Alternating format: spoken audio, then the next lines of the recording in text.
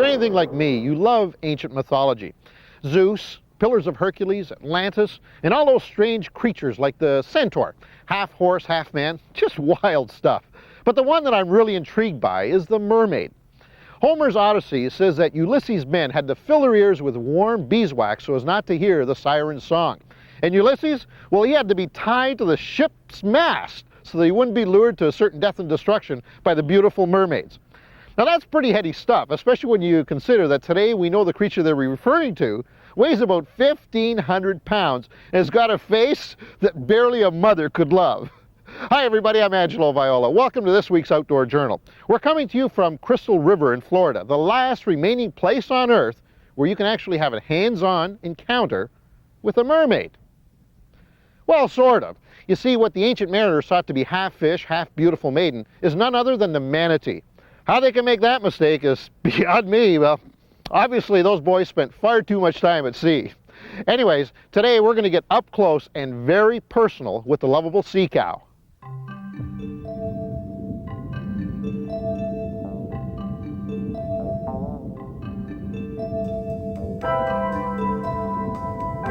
Well, I've seen just about every creature imaginable, but these rank right up there as one of the strangest. It's sort of a cross between a fat seal with the face of a hound dog puppy.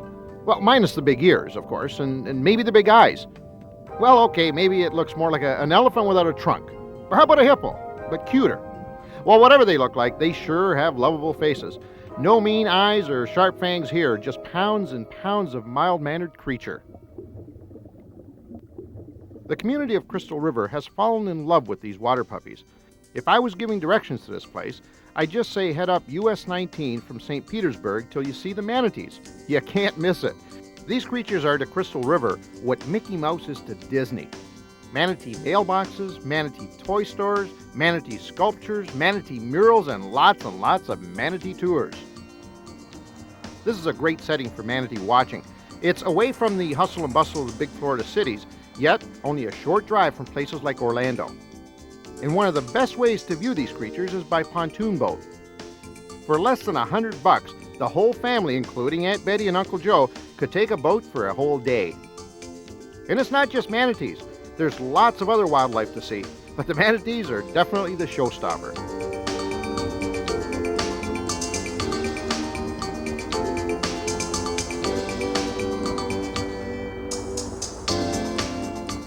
Now, I've been whale watching, and I must admit, sometimes you can spend a whole day and never see a fin. But here, there's no lack of creatures to view. Locals say that there are as many as 300 manatees in these waters at all times. They're everywhere.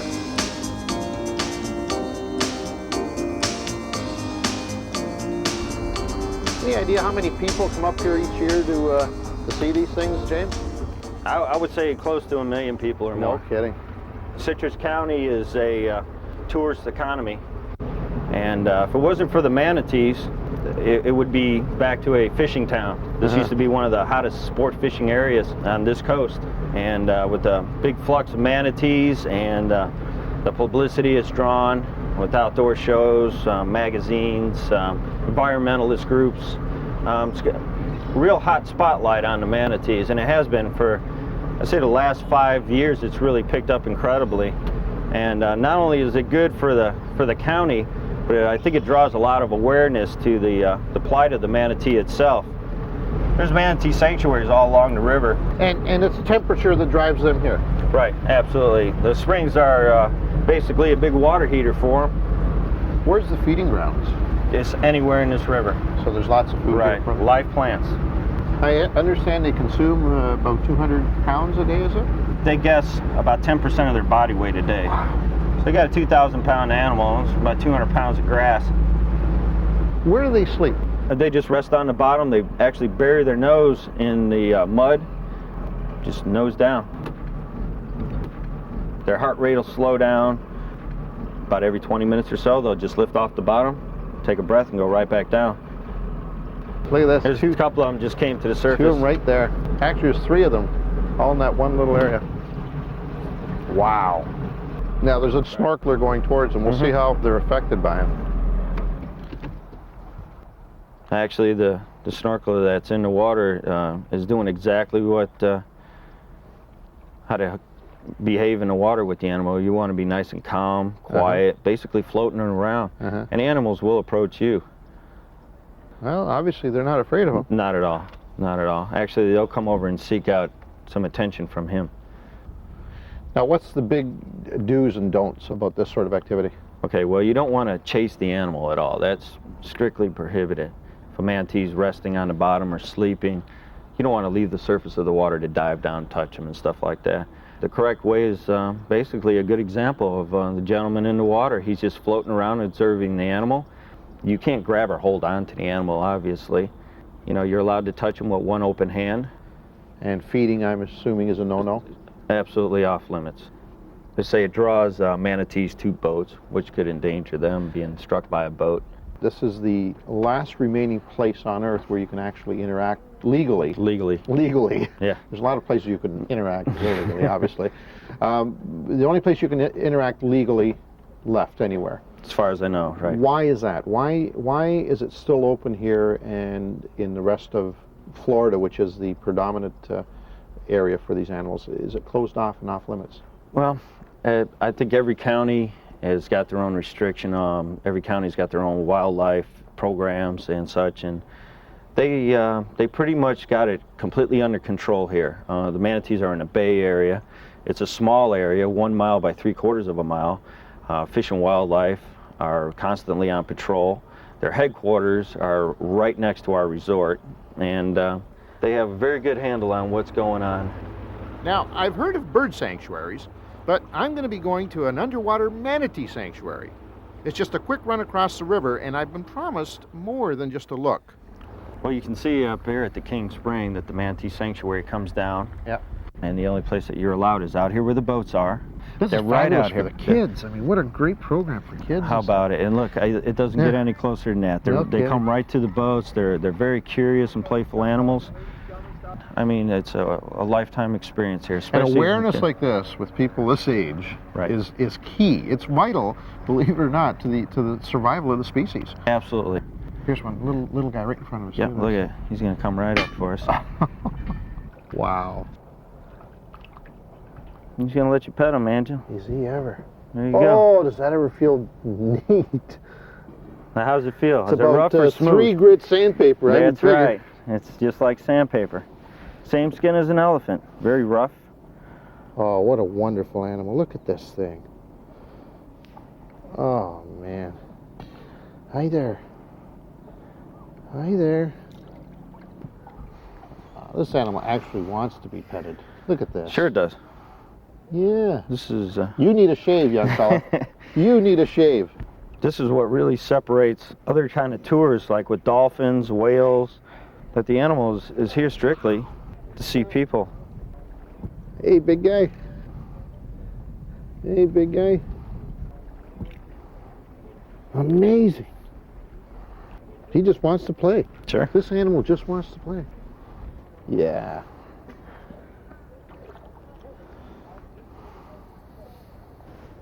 Hard to believe. Hard to believe. There he goes. Buddy, if we quit right now, the shoot has been a success. Honest to God, it's an experience that's hard to relate to the folks back home. And from what James tells me, it gets even better when we get in the water. Obviously, we're dealing from my world to his world, but in a few minutes, we're going to be me in his world. And that guarantees to be an experience of a lifetime. Coming up on the Outdoor Journal, I come face to face with a mermaid.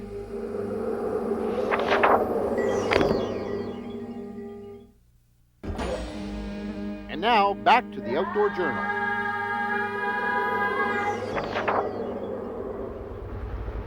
We're here in Crystal River, known around the world as the place to see one of nature's strangest creatures, the manatee. And I'm going to take a dip with the manatee, but first, let's take a little side trip to Homosassa Springs Wildlife Park. This is a 150-acre park located at the headwaters of the Homosassa River. It draws in crowds from nearby cities of Tampa and Orlando. The education center is great. Lots of stuff on the history of the manatee and how they think they're related to elephants. Guides will tell you all about the manatees' feeding habits and lifestyle. The park is known for its natural warm spring waters that feed the Homosassa River.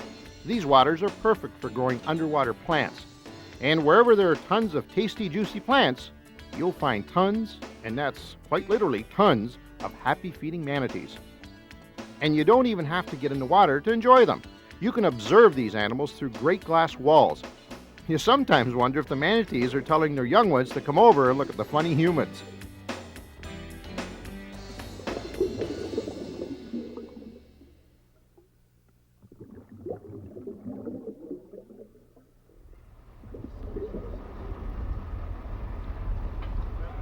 But if you want to really experience the manatees, you have to get down and get wet and get ready for a close encounter of the snorkel kind. Although snorkeling is generally associated with coral reefs and colorful little fish, it's also one of the best low-impact forms of manatee encounters. Get on up there. Okay, James, what's the game plan? Okay, what we're going to do is we're going to get our mask snorkel and fins on. We're going to sit on the front of the boat. We're going to ease ourselves into the water. And we're going to swim over there nice and quiet and slow and be patient. Let the animal come to us and let it all happen. So we're just going to hang out right over there? We're going to hang out right over there. As you can see, wow, look. The manatees are coming out, yeah, interacting with the people. Yeah, that is cool. As you can see, there's 1, 2, 3, 4, 5, 6, 7, 8 manatees. Yeah. Right here. All right, well, let's get in.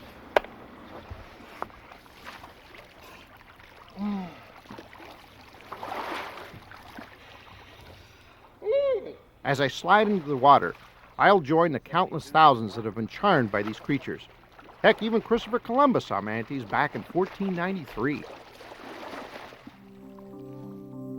Even though these creatures are so lovable and easy to be with, one can't forget that they are an endangered species. They're protected by some pretty strict rules.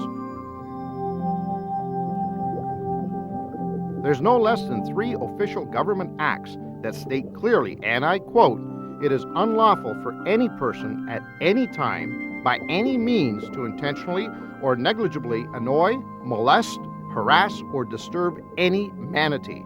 It's too bad these creatures don't have lawyers, because it's pretty easy to harass a manatee. Here's a few guidelines. Like any wild animal, don't feed the manatees. These creatures have been eating veggies for millions of years. They don't need any human junk food. Manatees are pretty shy, so don't chase them. If they want to see you, they'll come over for a scratch on the nose or a belly rub. These animals are not like Flipper, so don't grab them thinking that you'll get a fast free ride to the river. And never, but never get between a calf and its mother. They may not be aggressive, but it sure can stress them out.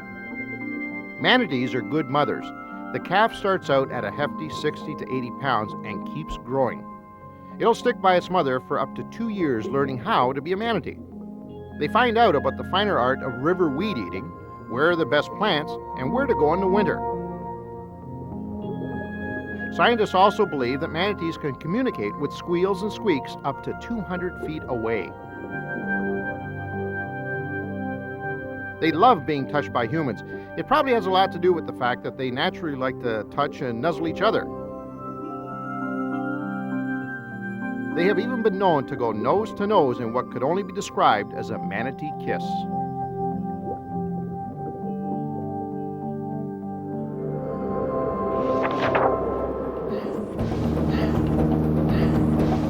Crystal River is located in Citrus County, about 70 miles north of Tampa and about 60 miles northwest of Orlando on the Gulf side of Florida. It's quite easy to get there. Lots of international airports in the area. Tampa Bay and Orlando receive several flights daily all year round. From these major centers, just ask for the junction of the US 19 and State Road 44. There you'll find the city of Crystal River. The average year-round temperature is 70 degrees Fahrenheit. Expect about 294 days of sun a year. And the water temperature? Well, in the lakes and rivers, it's a beautiful 72 degrees all year round. It's perfect for Crystal River's most notable inhabitants, the 300 or so manatees that lounge in the spring-fed waters. But Crystal River has much more to offer us two-legged types. It's the business center of Citrus County, with a thriving economy based on pleasure boat manufacturing and tourism. And if water is not your thing, there are lots of specialty shops with the world's largest assortment of manatee souvenirs. Crystal River is also host to many annual events. The most popular, what else? The Florida Manatee Festival. We'll be right back to take an even closer look into the world of the manatee on the Outdoor Journal. And now, back to the Outdoor Journal.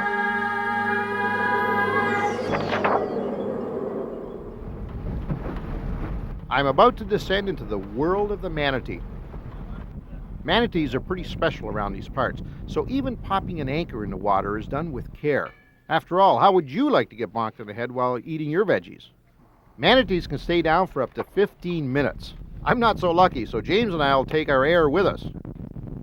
If you're thinking of coming down to Crystal River and you don't want to haul your gear with you, there's tons of places here to rent gear. You can get everything from your basic mask, fins, and snorkel, right up to the whole kit and caboodle, including a fancy underwater camera.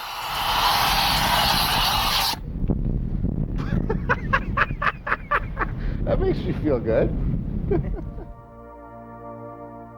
This area of Florida is also known for its fishing. Generally, the fish here sure don't have to worry about being gobbled up by a manatee.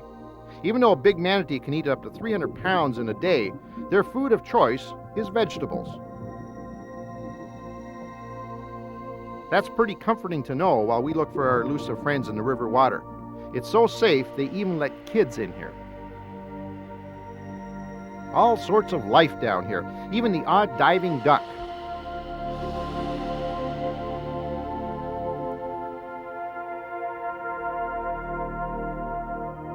It's hard to believe that these fins were once elephant-like legs. Scientists believe these creatures, some 50 to 60 million years ago, walked around and probably ate plants near the water. Well, one thing led to another, and they evolved into these magnificent creatures.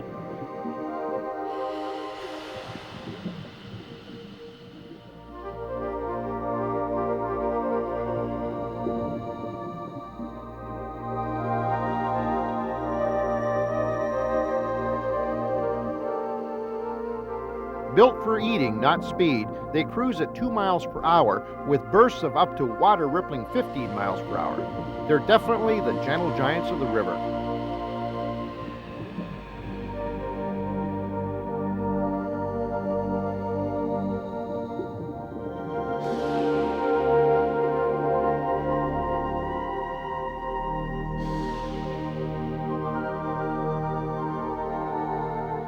Alas, it's this mild-mannered nature that's gotten them on the endangered list.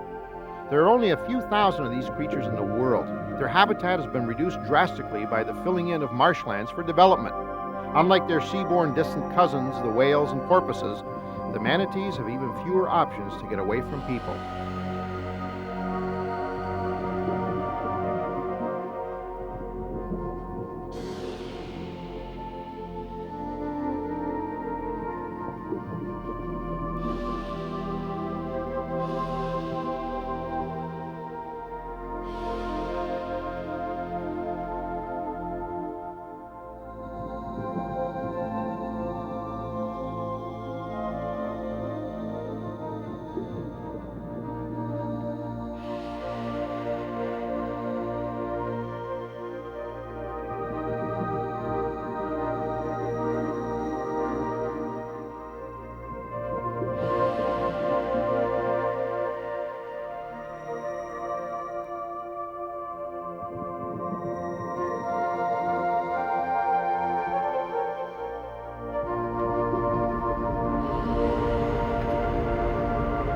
This has got to be one of those experiences that, something you can talk about for the rest of your life, really. One of the concerns that we had about doing this particular program is, do we want to, in fact, bring an animal more in the spotlight when it's actually on the endangered list? And the answer originally was no. They don't need any more notoriety. But you know what? They do. And I think what One of the reasons we came to do this program was to make sure that people truly understand how fragile this ecology is right here. It's a very unique experience to have this giant animal that's totally wild come up to you just to interact. It just doesn't happen. Yeah. It happens here.